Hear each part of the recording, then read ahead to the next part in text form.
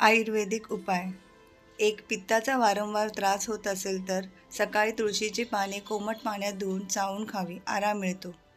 2, रक्त शुद्ध राहण्यासाठी घाम येणे खूप महत्त्वाचे आहे, त्यामुळे दिवसभरातून थोडा वेळ तरी व्यायाम करावा.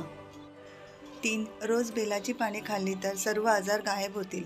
4, पोटात जर जंत झाले असतील तर तांदूळ भाजून घ्या व ते भिजत ठेवा. सकाळी ते पाणी गाळून घ्या व पिऊन घ्या.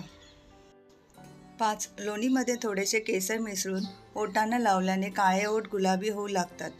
6, झोप येत नसेल तर रात्री दुधात भिजवलेले मखाणे खावे व तळपायाला मोहरीच्या तेलाने मालिश करावी, चांगली झोप येते.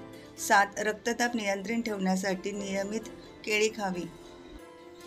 8, कापून ठेवलेला कांदा दुसऱ्या दिवशी खाऊ नका, त्यामुळे पोटाचे विकार होऊ शकतात.